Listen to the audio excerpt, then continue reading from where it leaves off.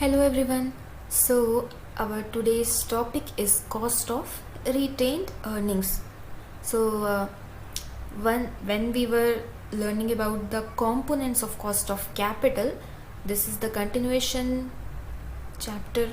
Cost of capital is there, and this is the last or fourth component, cost of retained earnings. What is it? What do you mean by retained earnings? So we have seen cost of debt, cost of preference shares, cost of equity shares. We know what is that. Okay, we have seen the concepts. When we take loan, what is the cost of taking that loan? When we issue shares, either preference or equity, what is the cost of issuing those shares? Now talking about retained earnings. Retained earnings is something, the earnings which are retained, which are kept aside for future emergencies. That is what retained earnings is. Means whenever a company is having profits, so it is retaining some portion of its profits. It keeps those that portion aside for future purpose. Okay, retained earnings are the portion of company's net profit that is kept, that is retained in the business rather than distributed as dividends to shareholders. Means whenever the company is having profits, so it can basically do two things. Either it can distribute it as a dividend to shareholders, either it can use it to pay its debts, or it can keep it. Okay, so it can spend it also, distribute it also, or it can keep those profits also. So whenever the company is keeping the profits, whether complete profits or a part of or some part of the profits it is keeping, so that is what retained earnings is. So now, retained earnings cost, how do we find that? Retained earnings is that portion which is kept aside, that is not used. So why do we need to find a cost of it?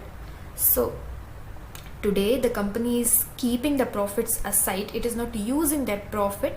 But if in case the company has to whenever the company is going to use that profit, so it is calculated in the same way as the cost of shareholders is calculated, cost of equity is calculated. It will be calculated in the same way. Okay, so if the profits are not distributed, it is retained. So then the shareholders will lose the chance to invest that money. Shareholders are not going to get it as dividend. So what the company would have earned if it would have gone to shareholders, because if that profits will be distributed to the shareholders, they will again invest it in the company. So from that profit investment, what the company is going to earn, so we will find it in that way. The firm must earn at least what investors could earn on similar risk investment.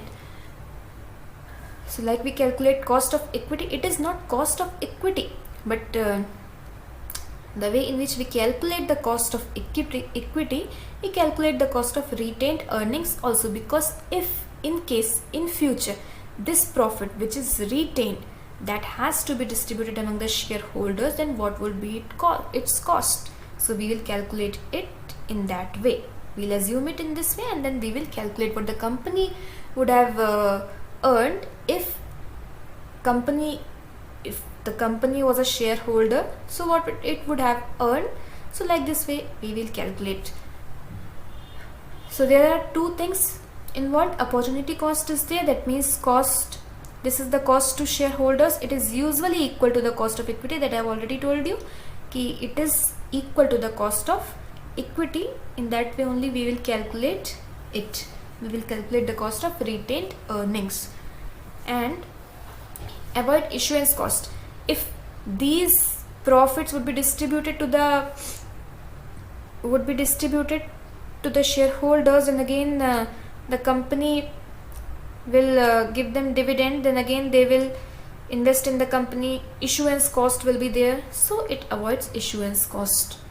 Now formula KR, cost of retained earnings, so that means K cost, R is retained earnings, so KR we denote it as KR. KR equals KE multiplied by 1 minus T multiply 1 minus P into 100. So now KE you already know, KE is cost of equity. K are we going to calculate? So cost of retained earnings is nothing but the cost of equity. So we will use cost of equity also in the cost of retained earnings in finding it. So cost of retained earnings in 1 minus T, obviously it is tax rate. B is the cost of purchasing new securities. If the company is going to purchase new securities, then what will be its cost? Then multiplied by 100. So let's solve a question based on this topic. Okay, read the question. The cost of equity of a company is 15%. That means cost of equity is already given. So cost of equity, we denote it as KE, is 15%, or we can say it as 0.15. Second thing given, tax rate is 40%. So we denote tax rate as T. 40%, that means 0.4. And expenses in the form of commission is 3% of the investment in shares. This expenses means this is B, cost of purchasing new securities. 3%, that means 0.03. Cost of purchasing new securities. So we got cost of equity, tax rate, and cost of purchasing new securities. The company proposes to utilize its retained earnings up to the extent of 3 lakhs. We don't know how much retained earnings the company is having, but company is telling that it is going to use 3 lakhs from its retained earnings. So that doesn't matter how much they are going to take, how much they are going to use. We got these 3 things. Now we can easily calculate cost of retained earnings. Find the cost of retained earnings. So let's find it. So the formula for cost of retained earnings, I hope you may remember now. 1 minus T, 1 minus B multiplied by 100. We got all the 3 things. So it is 0.15. 1 minus T is 0.4. 1 minus B, so 1 minus 0.03. Correct? And multiplied by 100. Okay. Solve it, use calculator, and when 0.15 multiply 1 minus 0.4 is 0.6, multiply 1 minus 0.03 is 0.97. Correct? Multiplied by 100. Multiply all these 4 things, and what you are going to get is 8.73%. Correct me if I am wrong, because solve it by yourself, because I can also be wrong somewhere, maybe in calculations I have missed something. Okay, so always check it and tell me whether I am correct or not.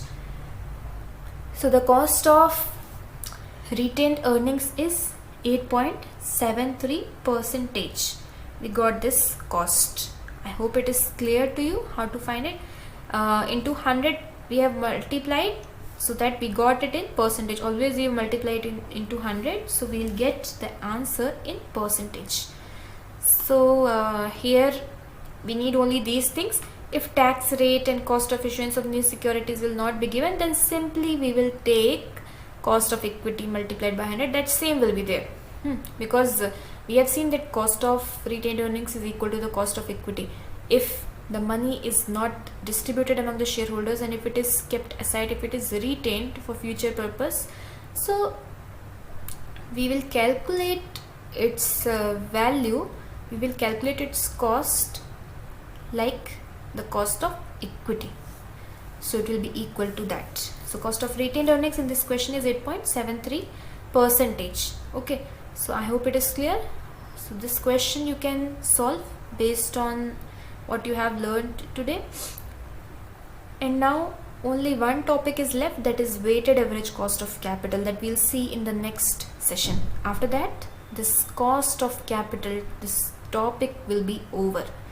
So I hope you are also learning with me, you are also practicing. Keep practicing more and more. Okay, thank you and stay connected.